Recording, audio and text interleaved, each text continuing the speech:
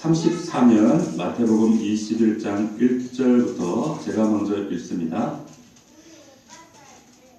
그들이 예루살렘에 가까이 가서 감람산 벳박에 이르렀을 때 예수께서 두 제자를 보내시며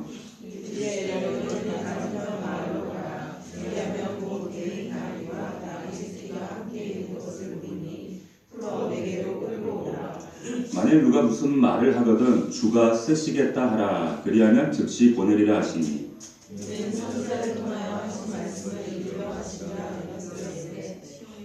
시온 딸에게 이르기를 내 왕이 내게 임하나니 그는 겸손하여 낙이 곧 멍에 매는 짐승의 새끼를 탔도다 하라 하였느니라. 나귀와 나귀 새끼를 끌고 와서 자기들의 겉옷을 그 위에 얹음에 예수께서 그 위에 타시니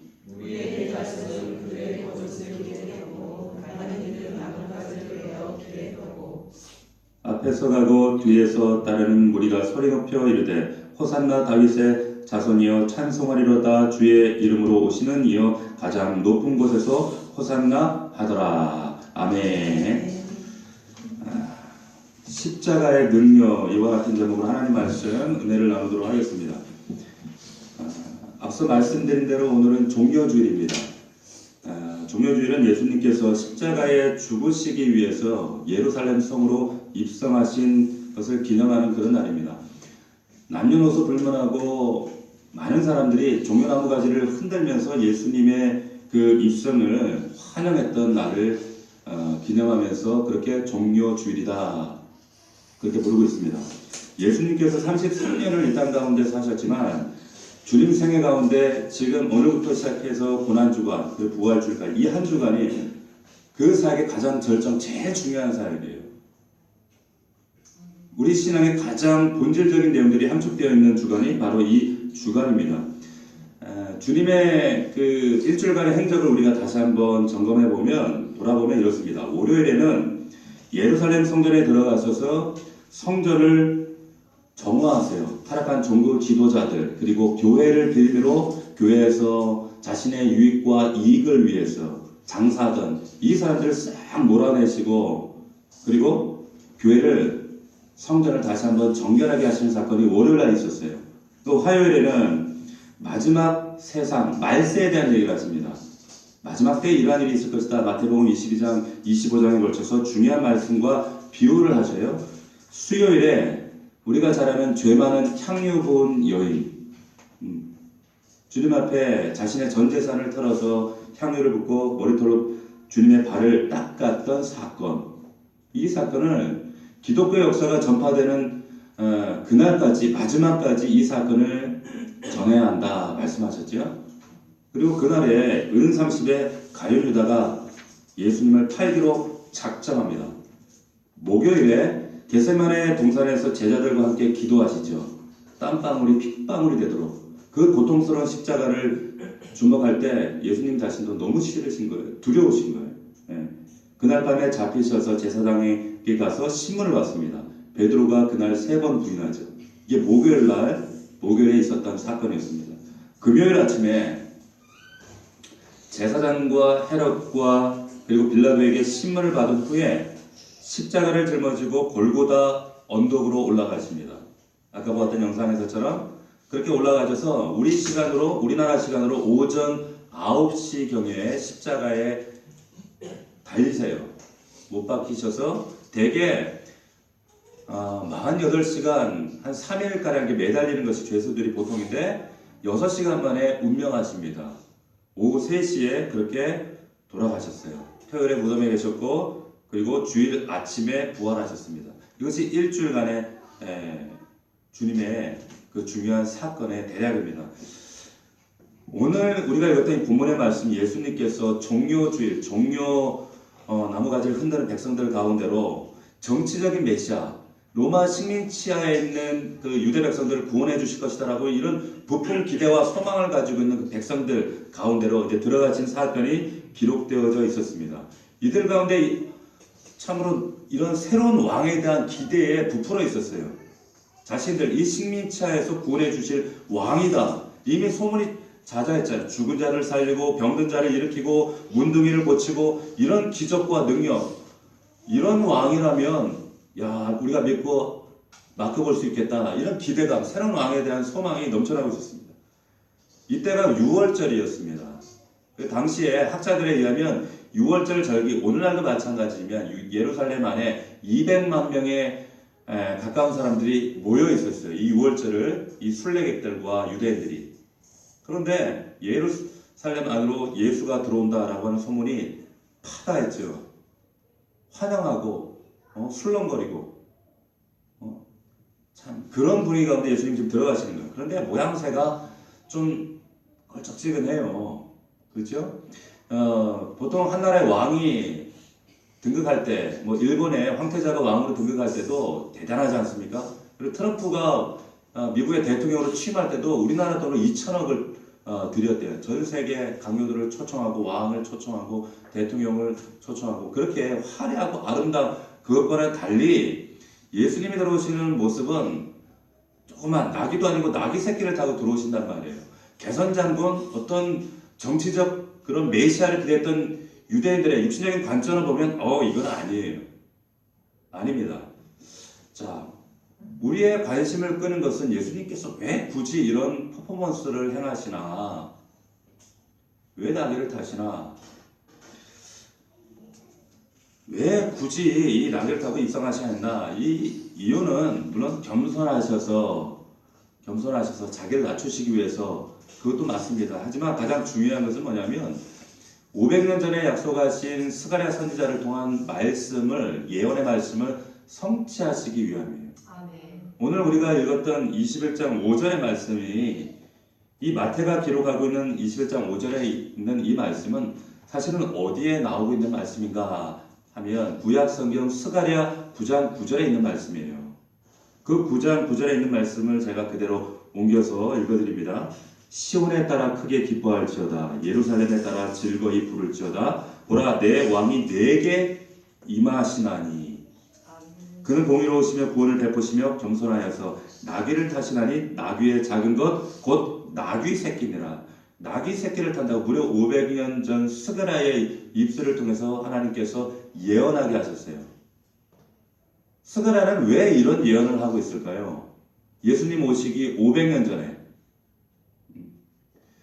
당시에 스가랴는 예수님 오시기 500년, BC 520년경에 활동했던 선지자였습니다. 하나님 말씀을 불순종했던 유대인들이 결국에 하나님의 심판으로 바벨론을 끌려갔죠.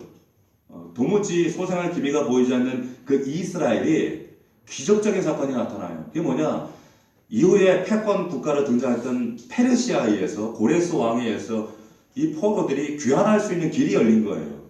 상상할 수 없는 일이 열린 겁니다. 역사적 정치적 상황으로는 이 페르시아가 이집트라고 하는 그 나라를 정복하기 위해서 하나의 교두보로 삼기 위해 이런 고레스의 칙령이 내려진 거였어요. 사실은 그렇지만 믿음의 사람들의 눈으로 바라볼 때 이것은 하나님의 약속의 섭리인 거예요. 그 사건이 벌어지자 지금 바벨론 땅, 그 페르시아 땅에 흩어져 살던 유대인들이 야 이제 본국으로 돌아가자, 그 길이 열렸다. 그런데 막상 선포하고 나니까 안 돌아가려고 하는 거예요. 왜? 이미 시간이 50년이 지났어요. 그 이방 땅이었지만 고향 산천이 그립긴 하지만 굳이 돌아가려고 없는 거예요. 여기 기반 터전 다 닦여 있기 때문에 돌아가지 않으려고 해요. 그런데 그 가운데 믿음으로 예수 그리스도 그 소망의 하나님을 바라보고 붙잡고 있는 정말 믿음 있는 사람들이 돌아갑니다. 구약 성경은 그들을 남은 자들이라고 이렇게 표현해요. 이 남은 자들이 돌아가서 이스라엘 땅으로 돌아왔는데 보니까 꼴이 말이 아닌 거예요. 고향 상천 집들은 다 무너져 있고 가족들은 다 뿔뿔이 터져 있고 성전과 성벽은 무너져 있고 그리고 이방인들이 들어와서 자기 땅을 차지하고 있고 이들이 처음에는 다시 한번 회복시켜보자 애쓰고 노력하는데 낙심이 오는 거예요. 야, 이거 어느 세월에 이거 다시 재건하지? 우리도 먹고 살아야 되는데 언제까지 성전을 회복하고 성전을 고치고 이 일에 매달려야지? 낙심하고 있던 그때에 하나님께서 절망하고 있고 주저앉아 있는 그 이스라엘 백성들을 회복시키시기 위해서 누구를 보내는가? 학개를 보냅니다. 학개 선지자를 통해서 말씀하시고 이후에 등장한 선지자가 스가랴예요. 그들에게 소망의 말씀을 주시는 거예요. 너희들 이렇게 주저앉아서 낙심하고 낭망하고 있을 때가 아니야. 앞으로 500년 후에 상상하지 못할 너희가 그토록 고대하고 기다리던 진짜 왕이 오시는데, 메시아가 오시는데, 그가 바로 예수 그리스도. 그분은 나귀 새끼를 타고 오실 거야 라고 하는 이 예언의 말씀, 이 말씀은 소망의 말씀을 지금 선포하고 있는 겁니다. 이 말씀을 그대로 예수 그리스도께서 지금 종려주일에 기억하시고 그 말씀을 순종하시는 거예요. 이루시기 위해서. 단순히 이 나귀 새끼를 탔다, 아 예수님 겸손하시구나, 아 자신을 낮추셨구나, 그 사건이 아니라 이 말씀은 하나님이신 그분이 자기 자신을 포기하신 사건이에요. 신적 권리를 포기하신 겁니다. 성육신 하셨다? 영이신, 육신이 없으신 하나님이 이 땅에 인카네이션 하셨다. 이 말은 벌레 같은 우리를 위해 육신을 입고 이 땅에 오셨다. 이 사건은 이루 말할 수 없는, 표현할 수 없는 하나님의 자기 포기가 없으면 안 되는 사건이에요. 신적 포기의 사건인 거예요. 나귀를 타신 것도 마찬가지입니다. 주를 위해 우리가 얼마나 포기하고 있는가. 신앙생활이라고 하는 것은 주님 앞에서 나를 부인하고 나의 옛사람의 모습을 포기하고 내가 가진 생각과 나의 육신적인 기득권을 십자가 앞에 하나씩 하나씩 포기하는 것. 이것이 신앙생활입니다. 어느 교회를 가든지 그 교회에서 정말 일하는 사람들이 앞서서 일하고 있는 사람들이 누군가 보면 고개 숙이고 있는 자들이에요. 다시 말하면 자신의 권리를 이양해드리고 포기한 사람들, 그 사람들이 가을에 곡식이 익으면 머리를 숙이듯이 영적으로 자신을 포기한 사람들이 고개를 숙이게 돼요. 그 사람들이 교회 일을 합니다. 그들이 마지막까지 주님 사명을 감당해요. 오늘 말씀도 그 잘 나타나 있습니다. 예수님께서 나귀 타고 예루살렘에 들어가세요. 여러 부류의 사람들이 환영합니다. 그런데 크게 오늘 본문 말씀을 통해 나타난 부류가 두 부류가 있어요. 첫 번째 부류는 제자들입니다. 1절 말씀을 보시면 그들이 예루살렘에 가까이 가서 감람산 베팍에 이르렀을 때에 예수께서 두 제자를 보내시며, 이 두 제자가 누군지 몰라요. 베드로인지 요한인지 어떤 학자는 눈을 뜬 소경이다, 근데 그거 중요하지 않아요. 그러나 제자가 있었습니다. 또 한 부류는 8절 말씀에 보시면 무리의 대다수는 9절 말씀 무리가 소리 높여 11절 무리가 이르되 무리가 있어요. 성경에는 예수 그리스도를 따르는 사람 많습니다. 그런데 제자가 있습니다. 또 한 무리는 허다한 무리가 있습니다. 교회 안에도 제자가 있습니다. 허다한 무리가 있습니다. 우리 넘치는 식구들은 다 제자가 되시기를 주의 이름으로 축원합니다. 제자가 되어야 되는 거예요. 자, 그런데 이 제자들, 이 두 제자에게 예수님께서 평소하고 좀 다른 이런 들어오실 때부터 좀 이해가 안 되는데 그런 이상한 말씀을 하세요. 평상시에는 베다니로 주로 가셨거든요. 근데 오늘 본문의 배경 벳박이에요. 그 베다니와 예루살렘 성전 중간에 있는 마을인데 거기에 잘 안 가셨어요. 근데 벳박에 들어가신 것도 좀 이상한데 평소와 좀 다르다. 근데 예수님께서 그 두 제자에게 뭐라고 하시는가 하면, 야, 건너편 마을 가서 나귀 새끼, 아무도 타보지 않은 나귀 새끼를 끌고 와. 그런데 야, 누가 묻거든 주가 쓰시겠다 하라. 이게 무슨 소리야? 빌려오라든지 돈을 줄 테니까 사오라든지 그런 얘기도 안 하시고 설명도 않고 돈도 주시지도 않고 그냥 끌고 오라는 거예요. 상식에 맞지 않습니다. 풀어 끌고 오라. 주가 쓰시겠다. 주가 쓰겠다. 예수님께서 자기 자신을 향해서 주, 로드라는 표현을 쓰신 것은 여기가 유일해요. 주다, 로드다. 무슨 뜻일까요? 나귀 새끼의 주인 따로 있지만 이 세상 모든 피조물과 너희 삶의 진짜 주권자 주인은 나야. 아멘. 말씀하시는 거예요. 아멘. 주제권을 말씀하시는 겁니다. 아멘. 제자들은 잘 이해를 못했어요. 주가 쓰시겠다 하라. 주님이 주인이야. 그렇기 때문에 주님이 뜻대로 하신 계획대로 진행할 거야. 모든 것에 진짜 주인이 있습니다. 여러분들 지금 가지고 있는 직장, 사업장, 내가 손에 쥐고 있는 거, 진짜 주인은 여러분은 아니에요. 성경은 여러분들에게 너희들이 주인이 아니라 너희는 청직이야 말씀하신 겁니다. 세상 사람들은 이것 더 많이 가진 주인 되버리려고 애쓰고 힘쓰고 전전긍긍하고 하지만 나는 청직이었구나 라는 사실을 깨달을 때 우리 아들, 딸이 내게 아니고 하나님 자식이구나 라는 사실을 깨닫게 될 때 그때부터 아이들을 양육하는 방식이 달라지는 거예요. 물질을 바라보는 태도가 달라지는 겁니다. 성경을 보면 하나님께서 우리에게 참 얼토당토하는 그런 불합리한 명령과 요구를 하실 때가 참 많이 있죠. 제자들이 그러신 것처럼 아브라함에게 어디 가란 말도 안 하시고 그냥 떠나래요. 갈대아우르, 당시 오늘날로 말하면 서울 한복판에 저기 한남동 그 부촌에 살고 있는데 너 갑자기 저기 해남으로 가라라고 하는 말씀이에요.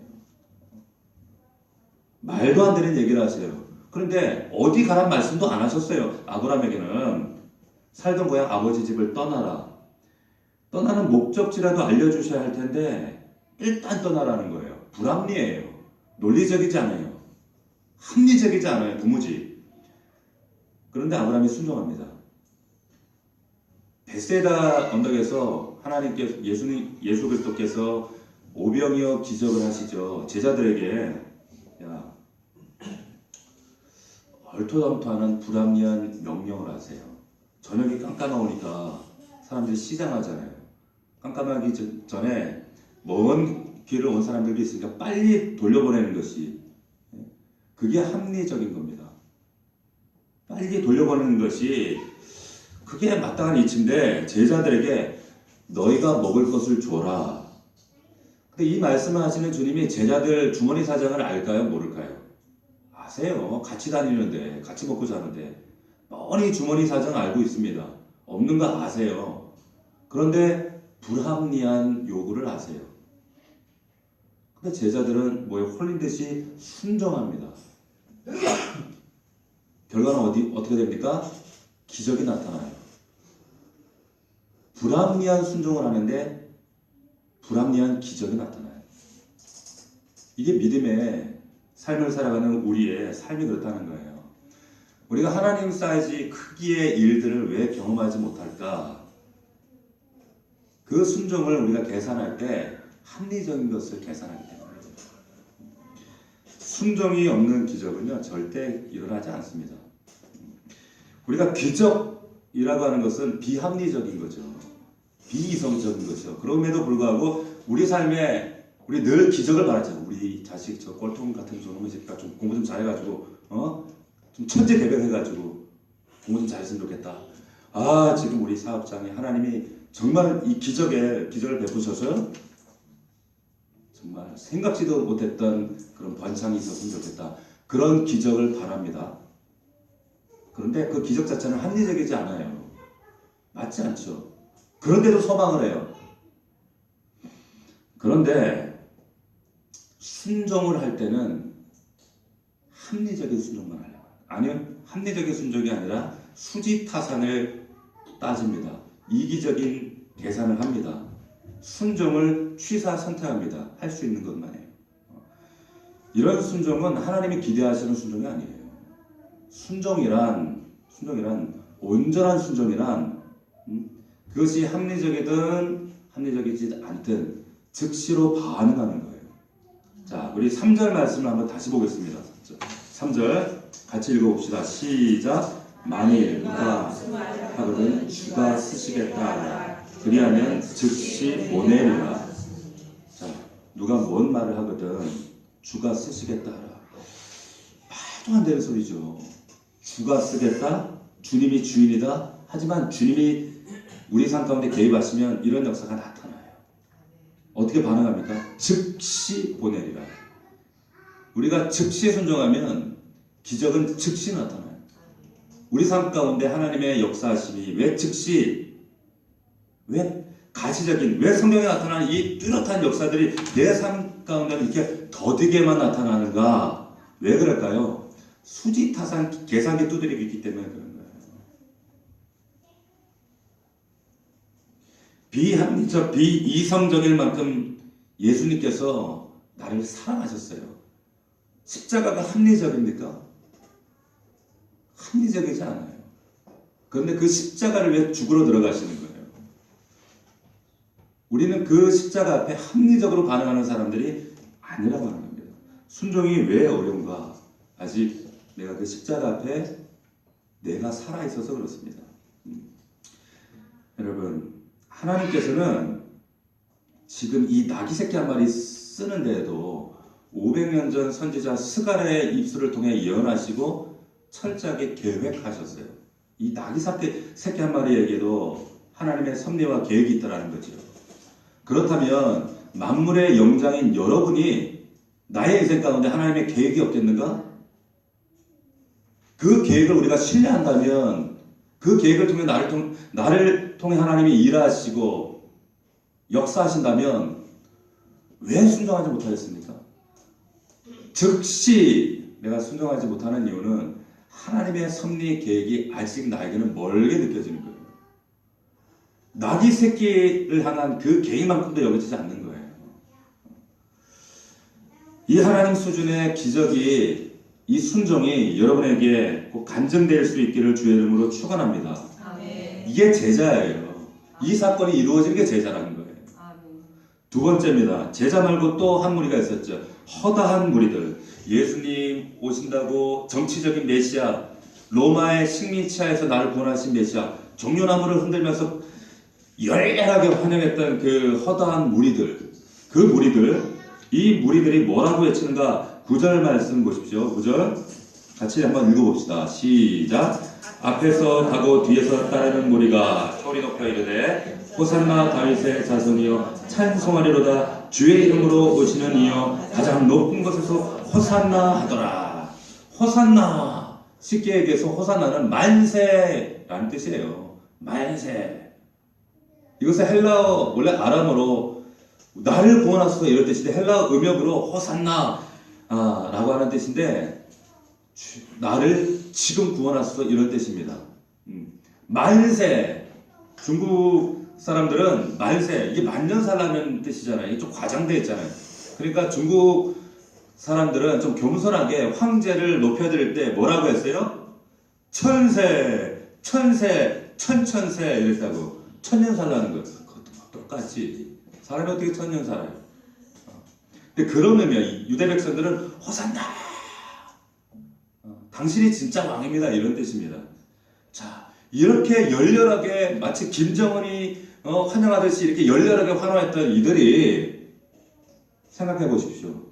놀라운 것은 예수님 십자가 박히실 때 이 많은 사람들 다 어디 갔어요? 다 어디 갔습니까? 그 수많은 사람들이 환영을 했는데 그 많은 사람들이 다 어디 갔습니까? 누가 나서서 안 됩니다. 이 사람은 죽일 수 없습니다. 이 사람은 참 선지자입니다. 하나님 아들입니다. 반대해야 되잖아요. 왜 아무도 없어요? 이 사람들 다 어디 갔어요? 다 어디 숨었어요? 그러니까 호산나 외치던 사람들이 예수님 십자가 못 박힐 때 그 수많은 사람들이 누굴 놓아주랴 했더니 저 바나바를 풀어주십시오. 아니요, 예수 풀어주십시오. 그 사람들 다 어디 갔습니까? 허다한 무리들이. 허다한 무리들은요, 결정적인 순간에 하나님 외면합니다. 신앙 외면합니다. 결정적인 순간에 하나님이 찾으시는 그 순간에 나 이래서 없어요. 나 이래서 바빠요. 하나님의 음성 외면해요. 왜요? 내가 주인인데 주가 쓰시겠다? 왜 이러십니까? 내가 쓰겠다니까요. 내가 써야 하는데 안 되나요? 허다한 무리들입니다. 제자들, 허다한 무리들.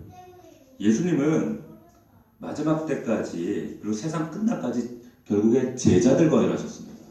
허다한 무리들하고 일하지 않으셨어요. 교회 안에서도 제자들이 교회를 세웁니다. 여러분들 제자 될 수 있기를 축원합니다. 여러분 제자입니까? 무리입니까? 우리가 오늘 종료주를 맞이해서 다시 한번 주님 앞에 물어보셔야 돼요. 그 십자가 앞에 나는 이 호산나 외치고 있는 허다한 무리들 가운데 진짜 무리인가 아니면 나는 제자인가? 그걸 묻고 싶으신 거예요. 여러분 그 바로크 시대 그 화가 렘브란트의 그림 우리가 몇 번 봤잖아요, 그죠? 거기 보면 돌아온 탕자, 십자가에 달린 예수 그리스도. 그런데 이 렘브란트라고 하는 화가의 특징, 이 그림에 참 독특한 면모가 있는데 그게 뭔가 하면 그 그림 속에 전혀 그 분위기에 어울리지 않는 한 사람을 생뚱맞게 넣어놔요. 기억나시나요?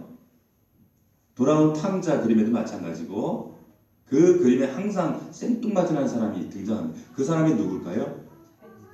자기 자신이에요. 렘브란트 자기 자신을 그 그림 안에 넣어둡니다. 십자가상에 달리신 예수 그리스도 안에도 자기 자신이 모습이 담겨져 있어요.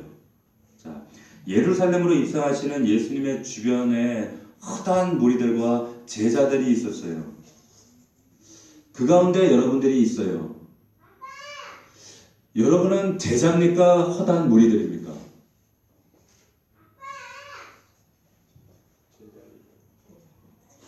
제자가 되지 않으면 이 신앙생활만큼 억울한 게 없어요.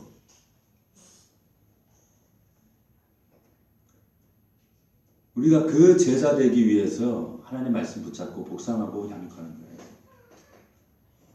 세상에 헛된 것들, 사라질 것들, 기껏해야 70년, 80년 살다가 사라질 인생인데 그 과거에 내가 그렇게 애지중겼던 종이 딱지나 구슬처럼 여러분들 지고 있는 게 그런 것들이에요. 주객이 바뀌었어요.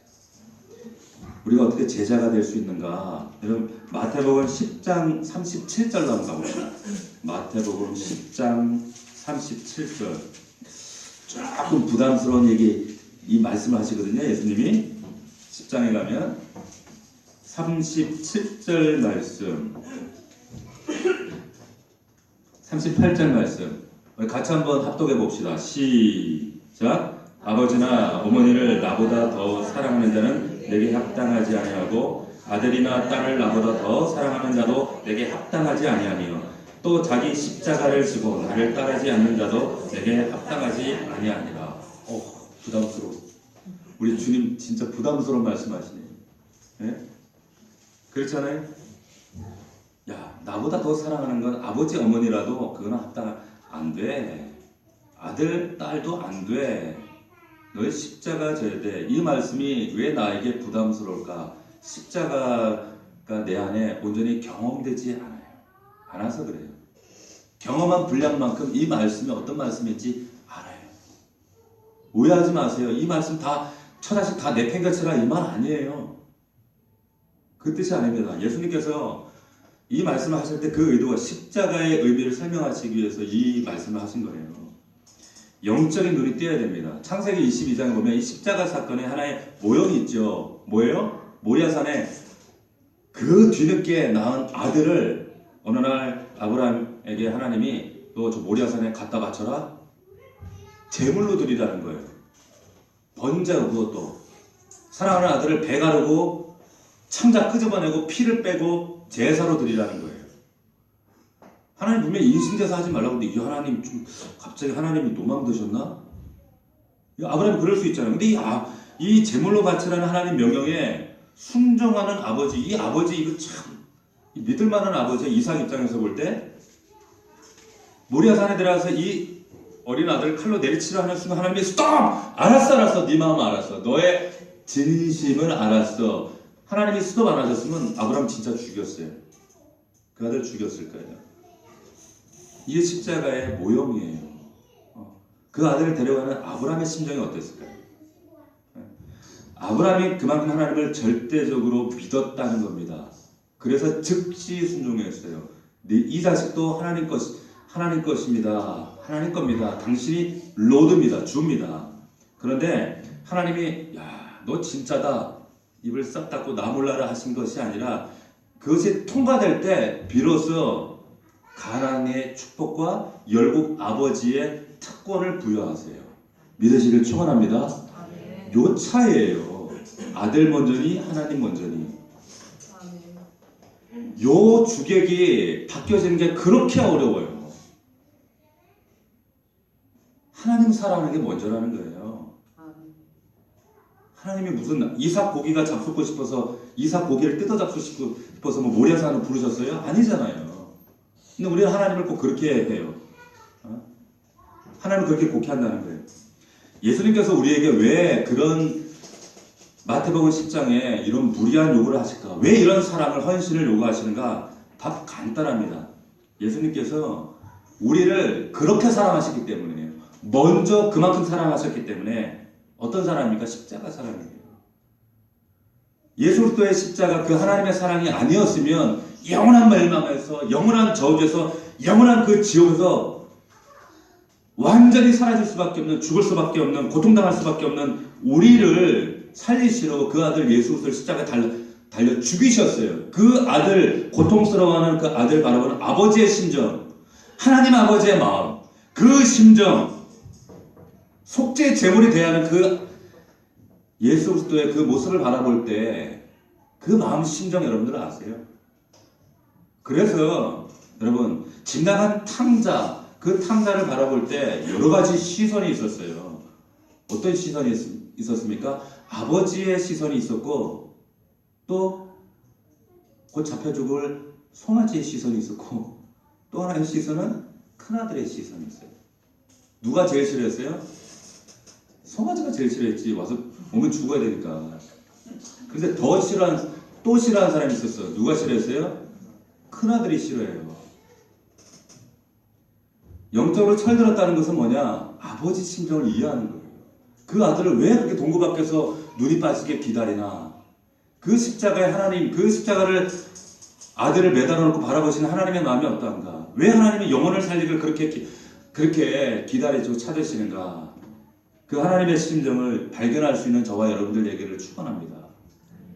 그게 철든 거예요.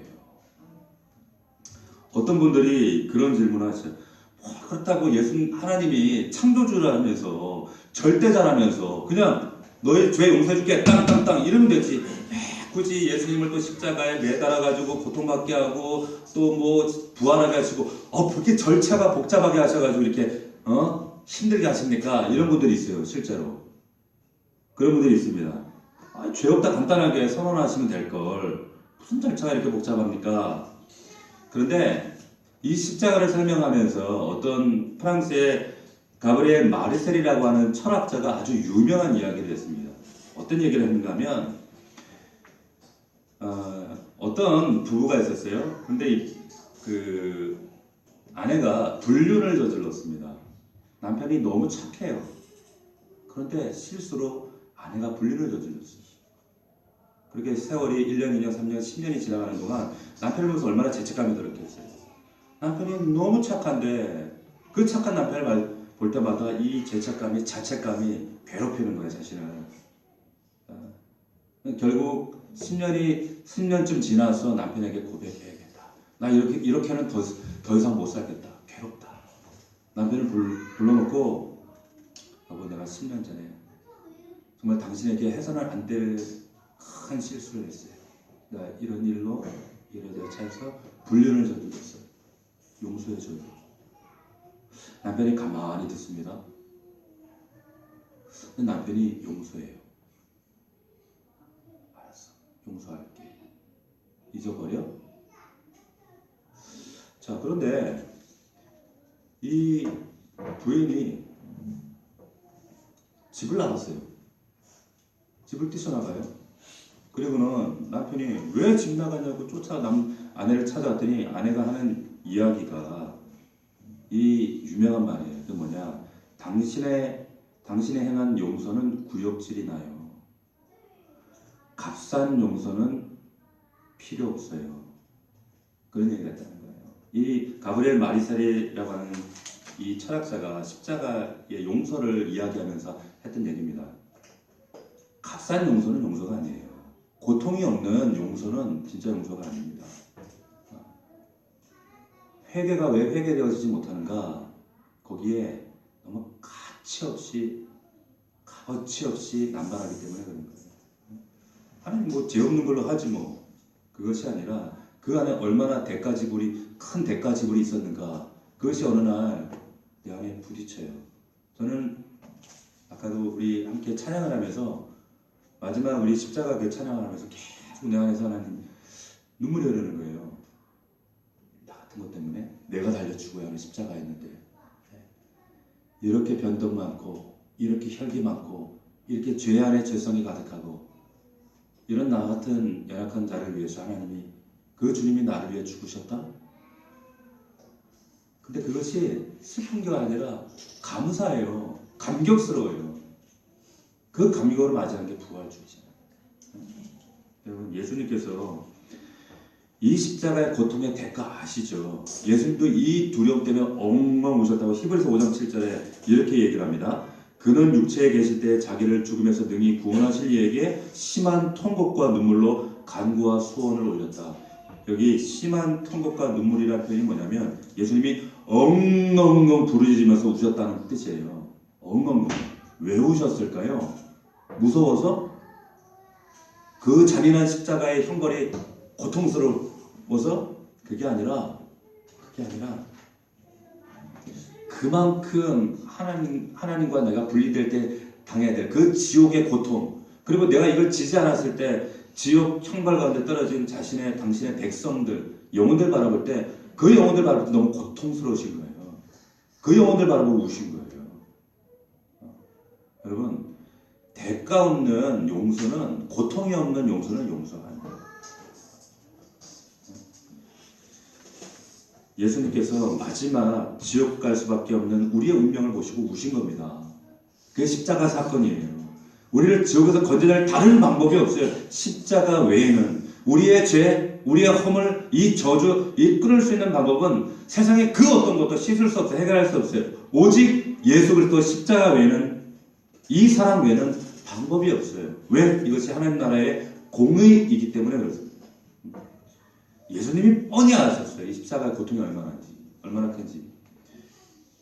어떤 목사님 사모님이 실제로 있었던 일이에요. 사모님이 아이를 가졌습니다. 그런데 이 사모님이 그 임신 중에 맹장이 복막이 터진 복막염까지 번져서 병원에서 수술해야 되는데 아이를 포기해야 됩니다. 아니면 사모님이 위험합니다.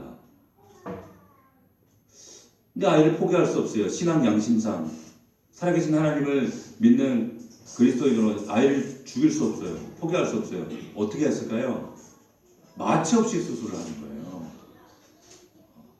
여러분 생각해 보세요. 마취 없이 살을 찢어서 맹장을 잘라낸다. 이분이 수술을 마치고 이빨이 다 내려앉아 버렸어요. 그리고 뼈가 다 빠져버렸어요. 너무 고통스러워서. 예수 그리스도의 십자가라고 하는 것은요, 이보다 더한 거예요. 하나님인 줄 알아요. 하나님도 그 고통이 어떤 고통인지 알아요. 육신의 고통일 뿐만 아니라 영혼의 분리된 고통과 벌레 같은 우리 같이 이 벌레 같은 나를 위해 벌레 같은 육신의 옷을 입고 몸을 입고 내려와야 한다는 그 고통, 한계에 갇혀서 한계를 가지고 33년을 사셔야 한다는 그 고통, 그걸 결국 비참하게 자기들 때문에 죽으러 왔는데 그들이 조롱하고 그들의 외면 가운데 조롱 가운데 죽어가야 한다는 그 사실, 버젓이 하는데도 불구하고 죽으러 내려오신 사건이 인카네이션이에요. 그것이 십자가입니다. 이 십자가의 은혜와 그 깊이와 그 놀라운 은혜를 발견하는 것이, 이것이 그리스도인의 철든 영적 모습이에요.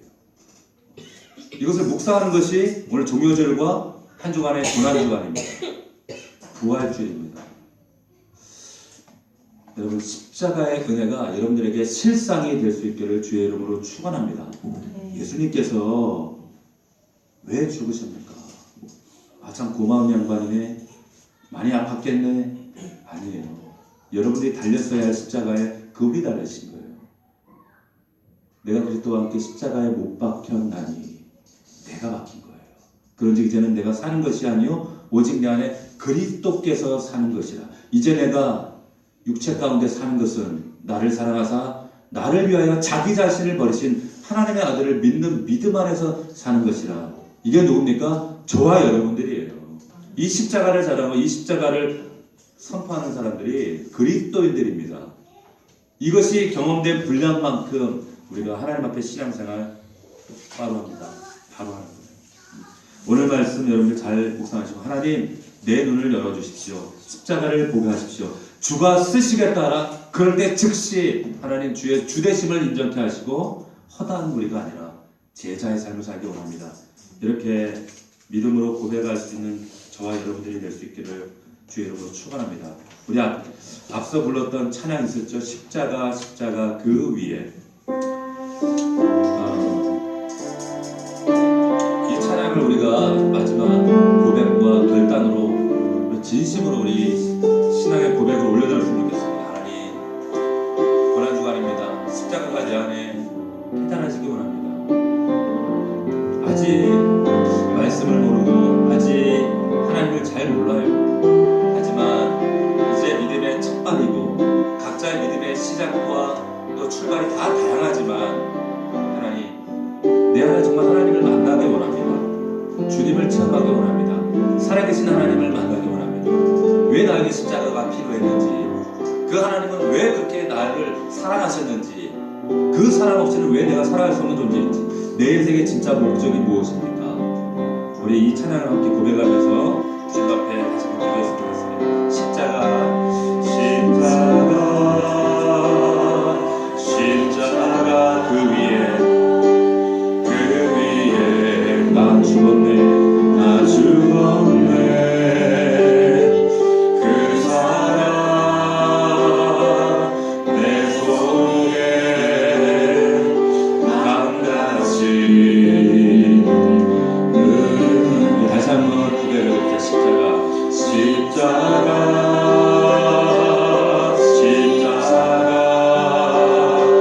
그 위에 나 죽었네. 그 사랑 내 속에 강같이. 그의 생명 내 속에, 그의 생명 내 속에, 그의 능력 내 안에, 그의 소망 내 삶에, 나의 삶 주의 것. 십자가 십자가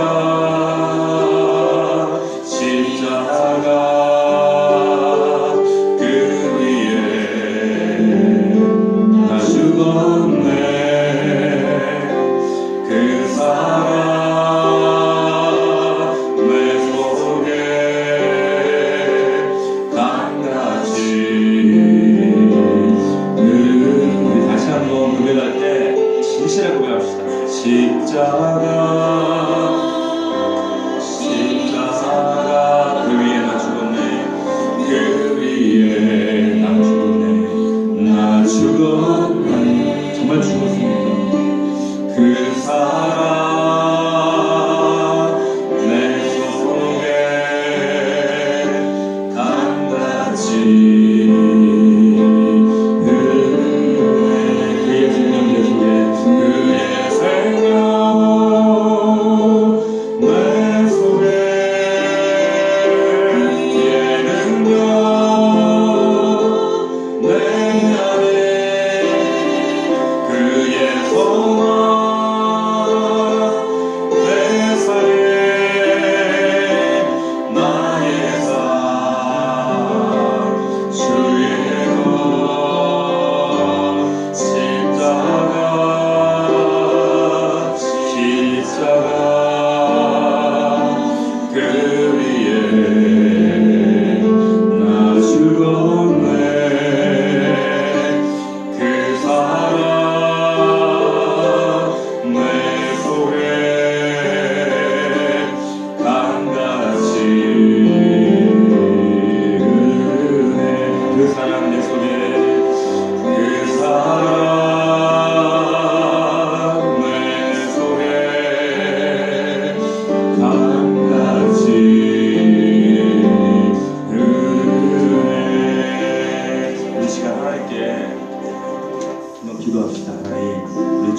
보니 다시 한번 그 십자가의 은혜를 주님께서 그 예루살렘 성에 들어갈 수밖에 없었던 그 하나님의 사정을 우리가 깨닫기 원합니다. 하나님, 우리가 영적으로 눈이 열리기 원합니다. 영안이 열리기 원합니다. 영적으로 철들기 원합니다. 아버지의 심정을 깨닫기 원합니다. 십자가의 그 놀라운 은혜를, 그 십자가의 놀라운 비밀을 소유하기 원합니다. 이 땅에 살아갈 목적과 이유를 하나님 그 십자가를 통해 보여주셨습니다. 하나님, 여전히 내 자신을 부인하지 못하고 나 자신을 십자가에 못 박지 못하고 나를 부인하지 못하고 주가 쓰시겠다 하실 때 여전히 내 소유와 내 능력과 나의 생각을 주장하며 내가 왕되어 살아왔던 연약한 모습을 회개합니다. 아버지, 용서하시고 하나님, 허다한 무리가 아닙니다. 제자의 삶을 살기 원합니다. 나를 부인하고 십자가의 놀라운 은혜와 그 부활의 능력을 체험할 수 있도록 아버지 도와주십시오. 나에게 믿음을 주십시오. 하나님, 나에게 다시 한번 주님을 뜨겁게 만날 수 있는 그 처음 사랑 회복하게 하시고 다시 한번 그 사랑을 발견케 하옵소서. 우리 다 함께 주님 앞에 간절히 기도하도록 하겠습니다. 다 함께 기도합니다. 살아계신 아버지, 아버지 하나님, 그렇습니다. 주님, 그 십자가의 은혜를 바라볼 때, 그 십자가의 놀라운 사건을 우리가 바라볼 때 하나님, 나의 연약한 모습, 나의 공고한 모습, 아버지 하나님, 주님 나를 만나 주시옵소서. 주님 나를 주의 은혜로 붙잡아 주시옵소서. 살아계신 아버지, 존귀하신 아버지, 하나님, 영원한 멸망과 영원한 지옥에서 죽을 수밖에 없는 나를 사랑하셔서 내가 해결할 수 없는 이 죄와 저주와 멸망의 문제를 해결하신 예수 그리스도 그 십자가, 그 은혜, 그 감격, 그 부활의 소망 내 안에 있기 원합니다. 하나님, 나를 만져주시옵소서. 여전히 내가 주인 되었지 않습니다.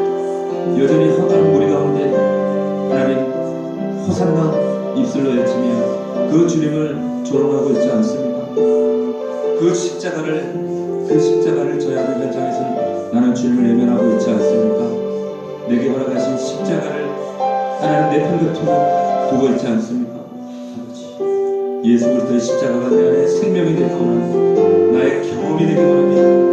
살아있는 그 생명의 간증이 되기 원합니다. 아버지, 주시옵소서. 주님을 사랑합니다. 하나님을 사랑합니다. 주님 내게 베풀으신 그 사랑의 아버지 하나님, 10분의 1이라도 그 사랑을 내 안에 경험케 하옵소서. 누리게 하옵소서. 그 십자가가 경험되게 하옵소서. 십자가가 내 안에 증거되게 하옵소서.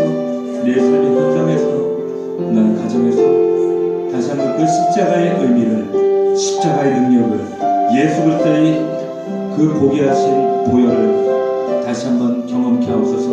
치유의 역사가 있기 원합니다. 회복의 역사가 있기 원합니다. 예수 그리스도를 주로 고백하는 역사가 있기 원합니다. 나사렛 예수 이름으로 저들을 축복하니 하나님의 축복의 자리에 그 반대를 서게 하옵소서. 살아계신 주님, 제자입니까? 허다한 무리입니까? 하나님, 우리에게 이 질문을 요구하실 때에 담대히 당신의 제자입니다. 당신의 자녀입니다. 이런 담대한 고백이, 이 신실한 고백이 나의 고백이 되어지도록 주님, 나의 믿음을 붙들어 주시옵소서. 십자가를 바라볼 때 하나님, 예수의 십자가 사건이 아니라 나의 십자가의 사건이 되어도록 하나님 인도하여 주옵소서. 그 십자가가 내 안에 이루어지고 매일 십자가의 나를 부인하며 못 박으며 그 십자가의 길을 걸어갈 수 있는 우리 믿음의 종들 될 수 있도록 하나님 축복하시고 인도하여 주옵소서. 예수님의 이름으로 기도합니다. 아멘.